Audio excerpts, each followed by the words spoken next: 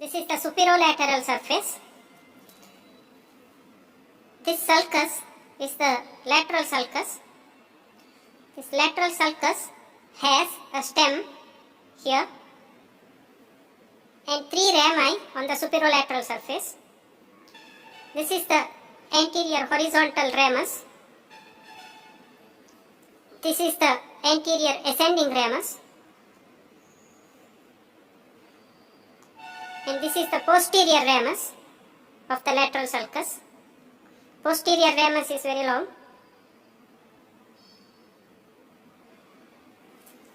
Then we have a sulcus here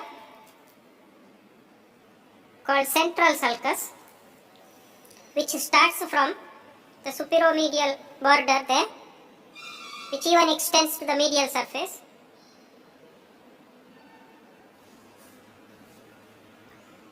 Easy to identify central sulcus because on either side we have 2 gyri parallel to one another called precentral gyrus and postcentral gyrus. Then we have another important sulcus here called parieto-occipital sulcus. Actually, the main part of parieto-occipital sulcus is on the medial surface. It extends also to the superolateral surface here. And here we have an area called preoccipital notch. So, the posterior ramus of lateral sulcus, central sulcus, parieto-occipital sulcus and preoccipital notch.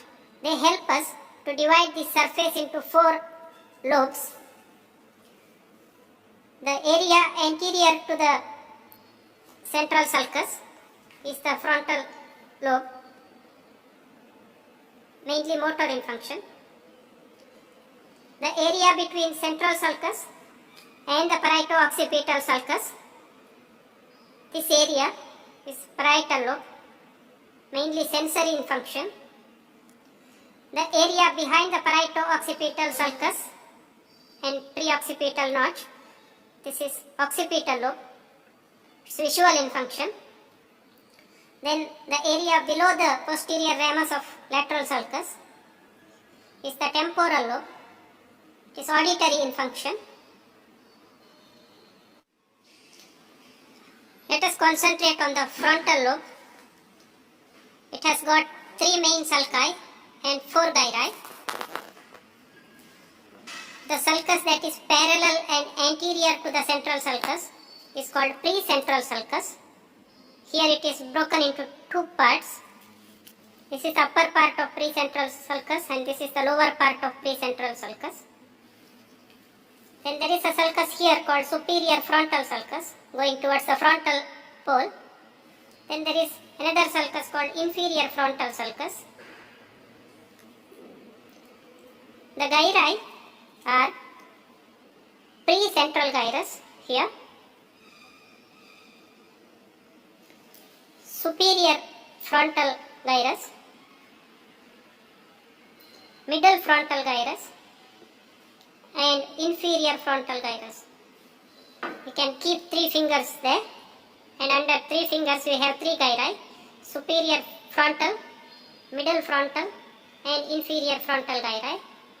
This is the superior frontal, this is the middle frontal and this is the inferior frontal gyrus. This is the precentral gyrus. The precentral gyrus is motor in function.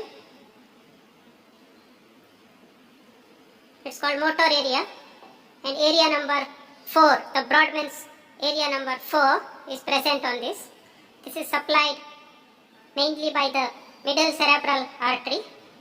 A small part near the superomedial border is supplied by the branches of anterior cerebral artery.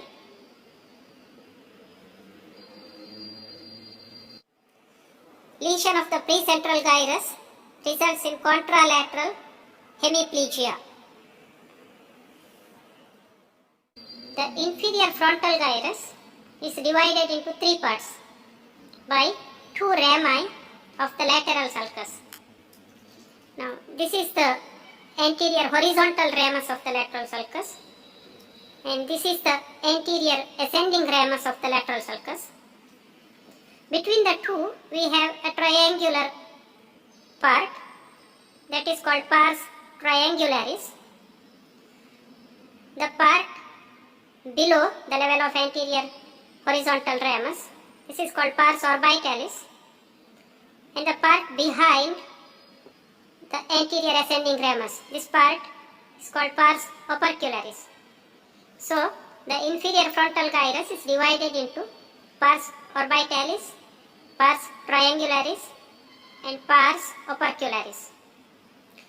Brodmann's number 45 is given to this pars triangularis and 44 to the pars opercularis.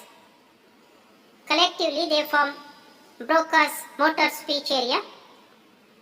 This area is supplied by middle cerebral artery, and lesion of this area results in motor aphasia.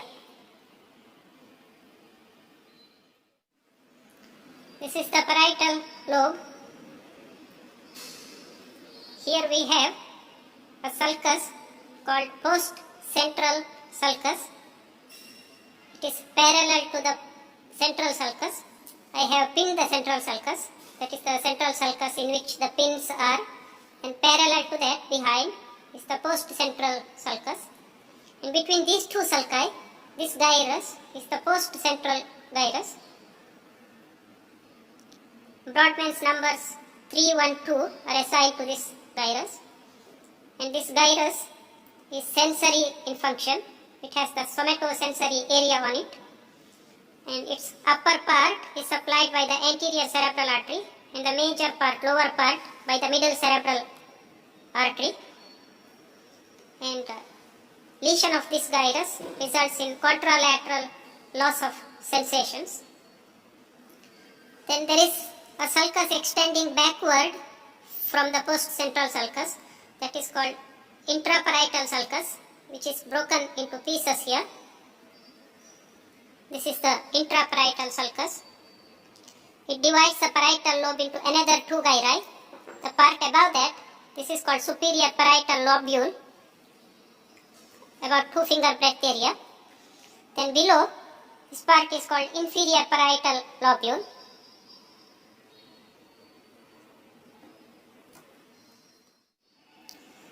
This is the occipital lobe. Here the sulci and gyri are very inconstant. This lobe is supplied by the posterior cerebral artery, and it contains Brodmann's area 17, 18 and 19, and the lobe is visual in function, and lesion to this lobe results in contralateral homonymous hemianopia. This is the temporal lobe. This has 2 sulci and 3 gyri. This sulcus is the superior temporal sulcus, and the lower one is the inferior temporal sulcus. We have 3 gyri. This is the superior temporal gyrus. This is the middle temporal gyrus, and this is the inferior temporal gyrus. You can keep 3 fingers there. Underneath this we have the superior, underneath this we have the middle, and here we have the inferior temporal gyri. Superior, middle and inferior temporal gyri. This superior temporal gyrus has area number 41 and 42.